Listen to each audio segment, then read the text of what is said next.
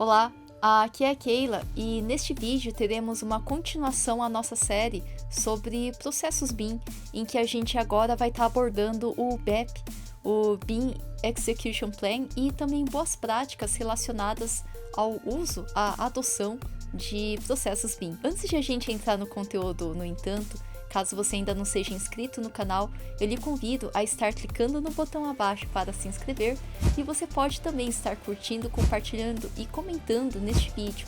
Semanalmente eu tento trazer aqui para o canal ao menos um vídeo como este para você. Vamos lá! Quando a gente fala de plano de execução BIM, ou também chamado como BEP, BIM Project Execution Plan, o plano de execução de projeto BIM, que também é conhecido como BIM Project Execution Plan, BXP, PXP, BEP, que seria o plano de execução BIM em bom português, que também é chamado de BIM Deployment Plan, BDP, o plano de implantação do BIM, e também é chamado de PBP, Project BIM Plan, que seria o plano de projeto BIM. Aqui no Brasil, devido à adoção dos procedimentos da Penn State, que também adota ali os procedimentos do LOD, do Level of Development, e só por isso entrou um pouco mais a sigla BEP, de BIM Execution Plan, de plano de execução de projetos BIM. Daí, esse BEP, ele é um documento cuja finalidade é promover uma estrutura de trabalho e estratégias que conduzirão o projeto BIM de forma eficiente. Daí, neste plano, determinam-se diretrizes, parâmetros e usos do modelo para todas as fases do projeto. Lembrar que diretriz é diferente de requisito. Aquilo que é obrigatório e inegociável seria a parte de requisitos. E diretrizes seria mais parecido com boas práticas, recomendações que você pode estar adotando. Então, o BEP ele é composto principalmente por diretrizes. Ela é uma grande diretriz de implementação de processos BIM em projetos que você venha estar executando com a sua equipe, realizando um projeto BIM. Daí, o desenvolvimento de um BEP efetivo, ele pode definir o sucesso de um projeto BIM, e geralmente ele é definido por um BEP por contrato e por empreendimento, devido a diversas variáveis. A gente tem vários tipos de projetos e cada projeto tem a sua particularidade. Daí, por conta disso, que a gente tem algumas peculiaridades, algumas particularidades por projeto que são atreladas, inerentes ao seu próprio BEP, que é individual realmente de cada projeto. Ainda que a gente tenha um modelo, uma matriz, que ela pode ser adequada para cada situação. Então, para implementar o BIM com sucesso, segundo aqui o material do professor John Messner e a sua equipe, que desenvolveu o BIM Project Execution Plan ali da Penn State, eu trouxe então essas palavras aí do manual de BEP da Penn State. Para implementar o BIM com sucesso, uma equipe de projeto deve executar um planejamento detalhado e abrangente. Um plano de execução do projeto BIM, BEP, bem documentado, garantirá que todas as partes estejam claramente cientes das oportunidades e responsabilidades associadas à incorporação do BIM no fluxo de trabalho do projeto. Um BEP concluído, ele deve definir os usos de modelo apropriados para um projeto. Por exemplo, modelo de design do autor, design autoral, às vezes o pessoal fala também, revisão de design e coordenação 3D, juntamente com um design detalhado e documentação do processo de execução do BIM ao longo do ciclo de vida de uma instalação. Depois que o plano ele é criado, a equipe pode acompanhar e monitorar seu progresso em relação a esse plano para obter o máximo de benefícios da implementação do BIM. O guia, o BIM Project Execution Planning Guide, do professor Messner e sua equipe da Penn State, da Pennsylvania State University, oferece um procedimento estruturado para criar e implementar um BEP. O processo estruturado de BEP, segundo o guia de BEP ali da Penn State, guiado ali pelo professor John Messner, ele abrange 5 etapas de procedimento que incluem metas, usos do modelo, processos, troca de informações e infraestrutura. Aqui a tradução fui eu que traduzi, e aqui para ficar mais fácil em português, é claro que você pode ver diretamente o original em inglês ali do manual da Penn State. O primeiro ponto de metas envolve definir as metas para a implantação do BIM, o valor da adoção do BIM para o projeto. O segundo ponto, que é o dos usos do modelo, envolve identificar os usos de modelo durante as fases de planejamento, design, construção e operação do projeto. O terceiro passo, que seriam os processos, envolve projetar o processo de execução do BIM, criando mapas de processo, integrando o uso do modelo com a troca identificada de informações. O quarto passo, de troca de informações, envolve definir as entregas de informações e o conteúdo de cada troca de informação. O quinto passo, de infraestrutura, envolve desenvolver a infraestrutura de suporte na forma de contratos, procedimentos de comunicação, tecnologia e controle de qualidade para apoiar a implementação.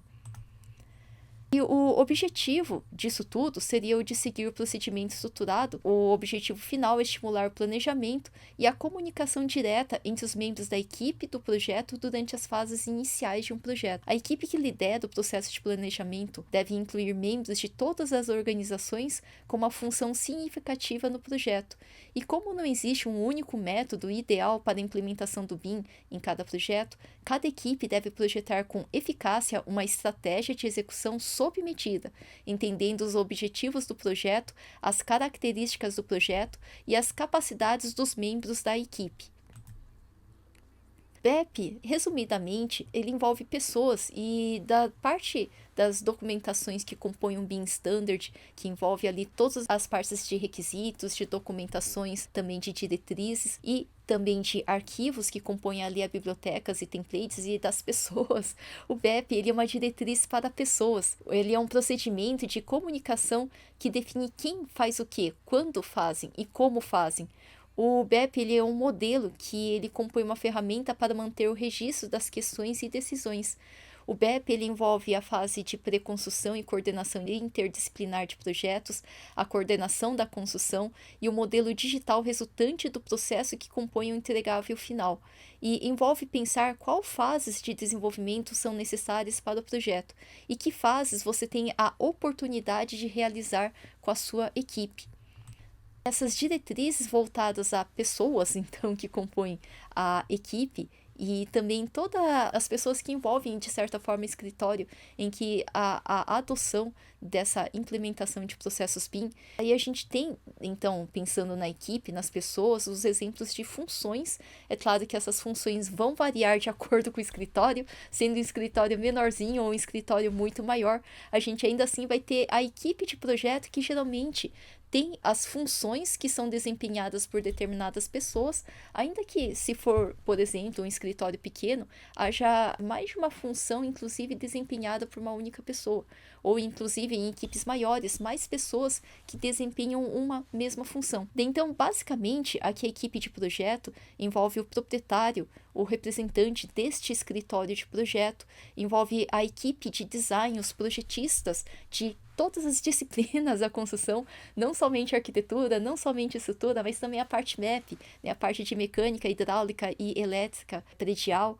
Daí envolve também a parte de modeladores, os desenhistas, os antigos desenhistas, que hoje são os modeladores BIM. Tem também os gerentes e os coordenadores BIM, também chamados de BIM Manager e BIM Coordinator, que nada mais são do que coordenadores, gerentes de uma forma em geral, mas que adotam, abraçam esses processos BIM. Às vezes você tem eles em separado, né? O coordenador de projeto, o gerente de projeto e o gerente BIM em separado.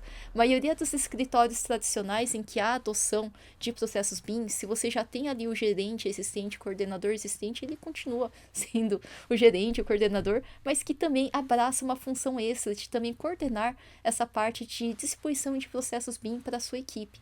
Daí seria, então, inclusive, a junção da função de BIM Manager, que é o mais comum de acontecer, inclusive, no Brasil, junto ao posto de gerente ou ao posto de coordenador. Daí a gente tem também superintendente da subcontratada, dos parceiros, das pessoas que também fazem essa parte de gestão, de modelagem, de projetar, mas que não ficam internos junto com a sua própria equipe dentro do projeto. Seriam superintendências de subcontratadas e também um modelador subcontratado, que não necessariamente é da sua equipe, mas que é como se fosse um modelador terceirizado ou que inclusive trabalha para essa subcontratada.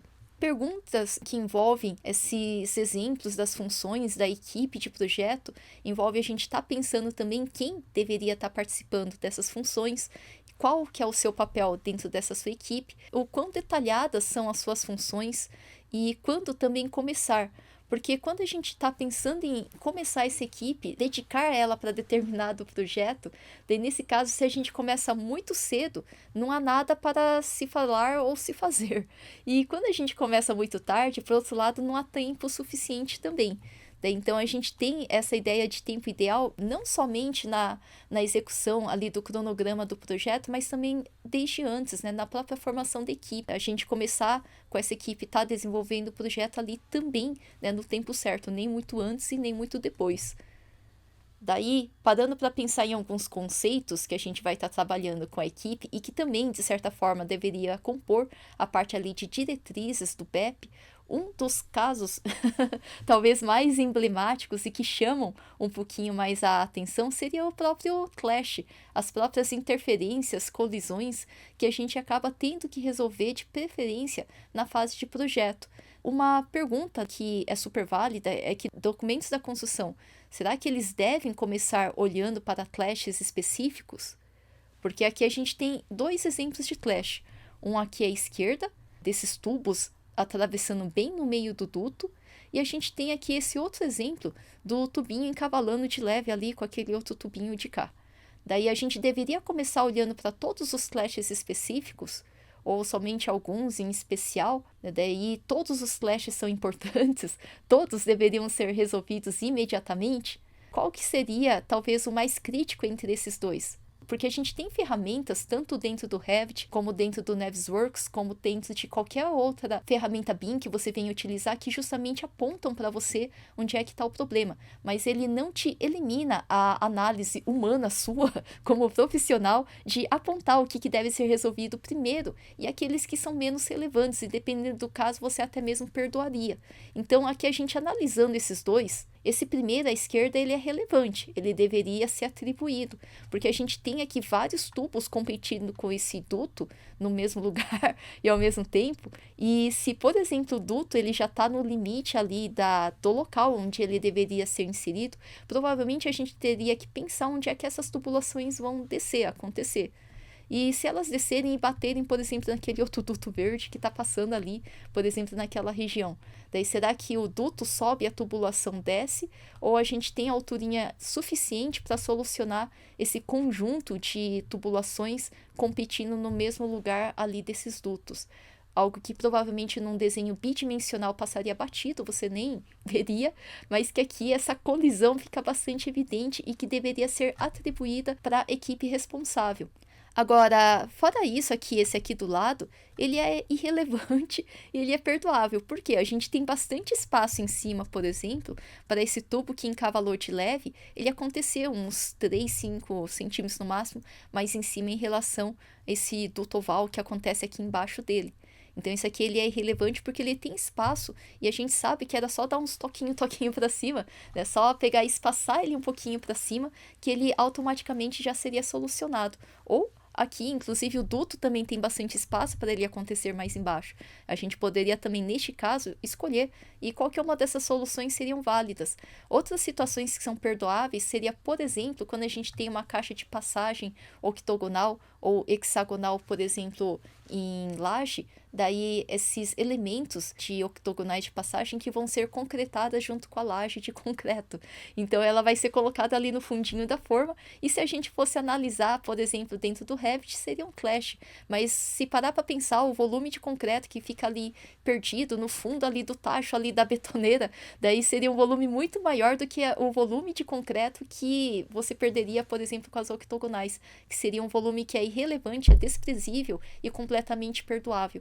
Então tem esses certos tipos de análise que são realmente, né, apesar de ser clash, realmente, ainda assim são irrelevantes, são perdoáveis. Daí isso aí vai da sua análise pessoal, né, como profissional mesmo, porque qualquer ferramenta que você venha utilizar, que você tenha esses critérios de colisão, né, tridimensional, dois elementos no mesmo espaço ao mesmo tempo, daí seria literalmente um clash. Apenas que alguns, no entanto, são relevantes e alguns outros são completamente perdoáveis. Agora, dando sequência, o BEP ele deve definir então quem agrupará e resolverá esses clashes e também como os clashes serão agrupados, de certa forma, para atribuição. Porque dessa forma a gente ganha o benefício também do coordenador realmente controlar as atribuições, o coordenador de fato coordenar, e os modeladores dessa forma dedicar o tempo de fato resolvendo os clashes, do que a gente ter às vezes uma mistura de funções que não necessariamente vai gerar o resultado desejado. Aqui o exemplo também de vigas acontecer no mesmo espaço ao mesmo tempo que esses dutos também aqui pintados de azul. Daí outro exemplo de clash. Daí, na sequência, a gente tem o exemplo de agrupamento de clashes e atribuições. Aqui o software utilizado é o Navisworks, onde a gente pode determinar um conjunto versus outro conjunto de clash e também as rules, as regras que serão aplicadas. E dessa forma a gente gerar ali um relatório agrupando clashes que teriam a mesma solução e inclusive perdoando aqueles que são irrelevantes. Daí dessa forma a gente pode, inclusive em primeiro plano, estar gravando dentro do próprio software ou até mesmo exportando externamente em relatórios HTML que depois podem ser transformados em documento de texto ou em tabelas, que torna mais fácil o trabalho da equipe responsável pela solução desse clash, essa atribuição dessa equipe, então, está resolvendo esse tipo de problema pontual. Cada tipo de análise, então, apesar de a gente ter ferramentas que apontam automaticamente para a gente ali todas essas interferências, ainda assim tem a sua análise que é sua. É sua como profissional, você está analisando aquilo que é irrelevante, aquilo que é perdoável e aquilo que poderia ser agrupado. Porque, por exemplo, poderia ser agrupado aqui se a gente fosse solucionar todo esse conjunto aqui. Na verdade tem 1, 2, 3, 4, 5, 6, 7, 8, 9, 10... Só nessa região aqui, desse lugarzinho aqui circulado, tem 10 clashes, mas esses 10, na verdade, podiam contar como um só, porque eles seriam solucionados com uma única adoção de solução, que seria, por exemplo, eu não medir, mas, por exemplo, baixar todos esses tubos aqui 8 centímetros para baixo em relação a esse duto, só para resolver essa interferência, né, por exemplo. Então, esse tipo de análise que você poderia agrupar essa solução, porque ela conta como somente um clash, uma situação, um ponto, e na sequência você já dedicar, direcionar para a equipe responsável para essa tubulação, fazer esse ajuste necessário, daí justamente seria isso daí que você acaba tendo como ferramenta extra ali, que o coordenador pode estar atribuindo para a equipe responsável, inclusive gerando relatórios mais adequados a essa solução de projeto. Muitos casos também em que não há certeza exatamente de qual solução será adotada, o pessoal reúne equipes de diferentes disciplinas, de diferentes responsabilidades, essas reuniões de compatibilização em que são discutidos esses pontos também. Dessa reunião, geralmente é agrupado esses clashes e também é direcionado a essas atribuições, promovendo dessa forma a solução dessas interferências.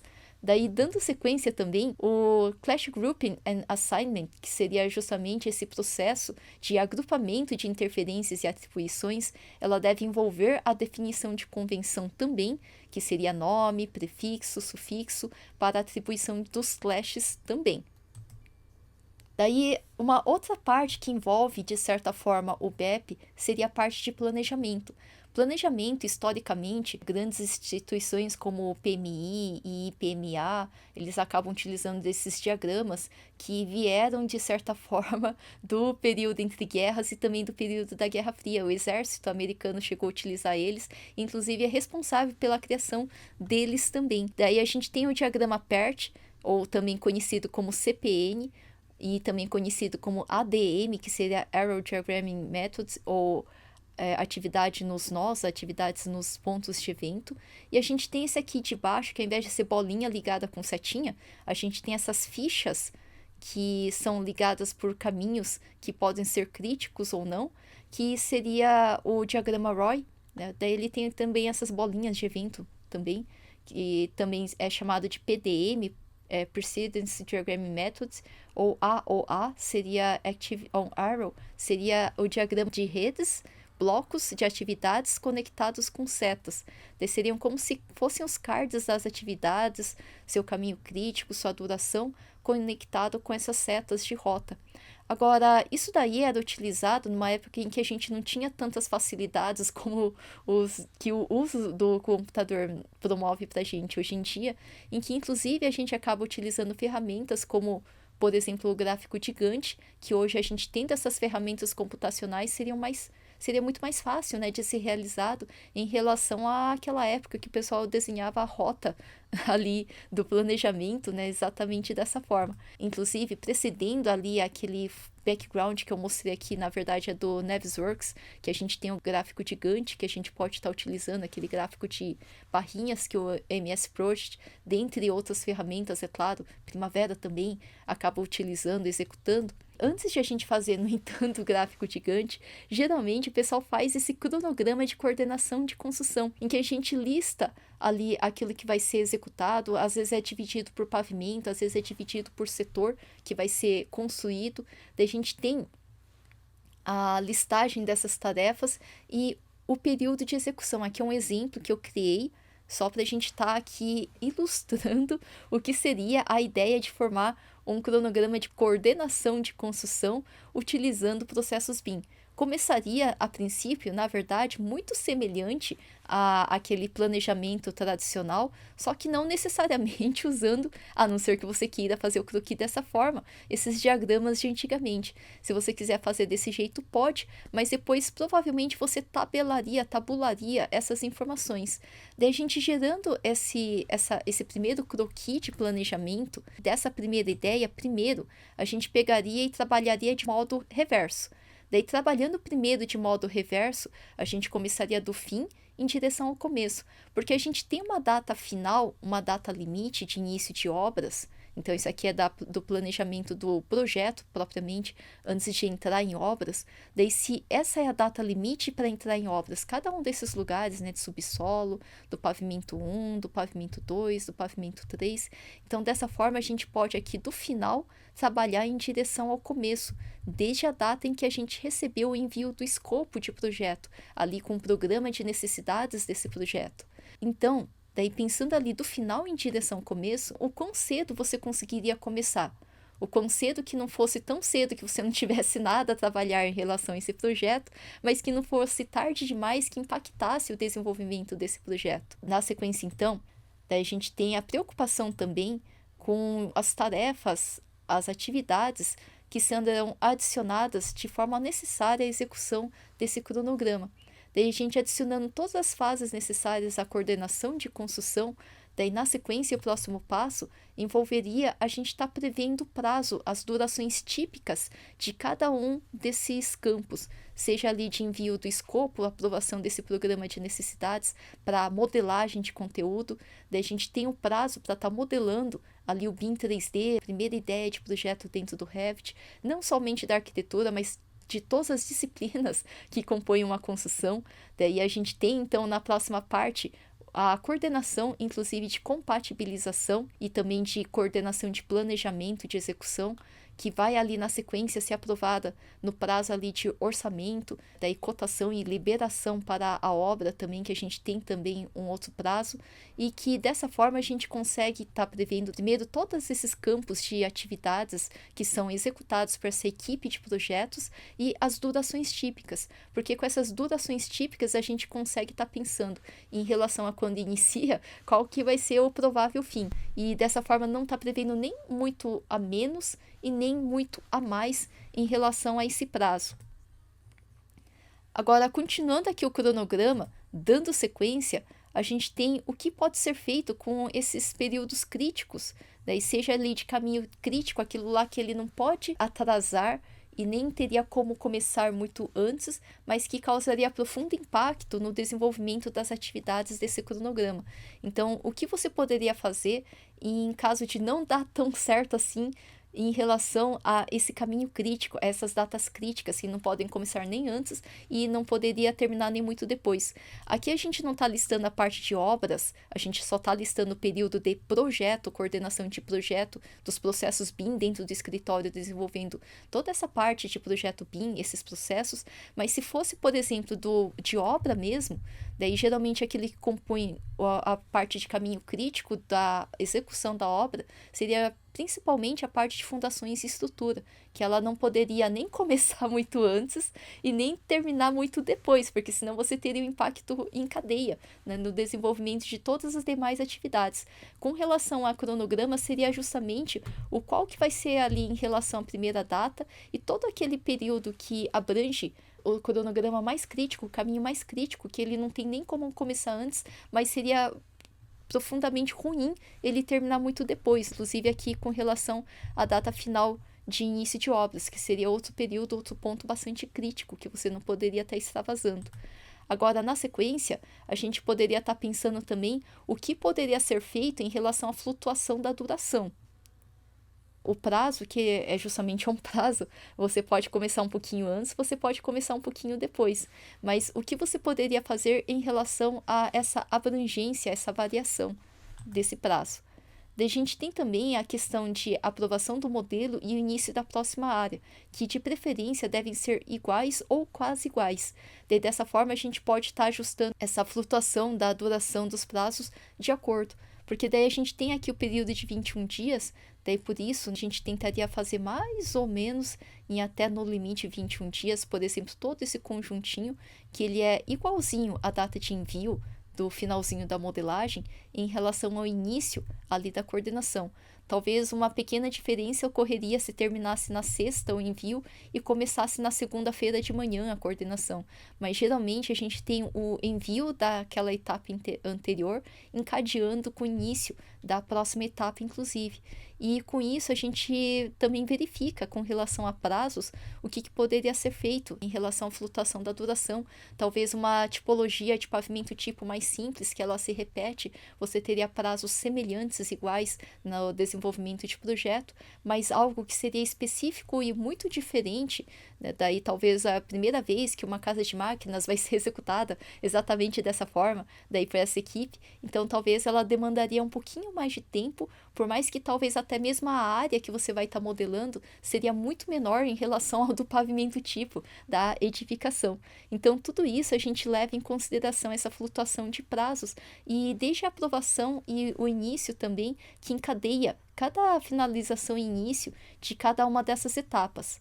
Agora, a gente tendo feito isso, daí sim, a gente pode estar atrelando essa ideia desse cronograma, seja ali um software como o Navisworks, que é o exemplo daqui, ou qualquer outro que seja da sua preferência. Esse aqui é apenas um mero exemplo. Espero que você tenha curtido. Você pode estar comentando logo abaixo desse vídeo, mas nos vemos na próxima então.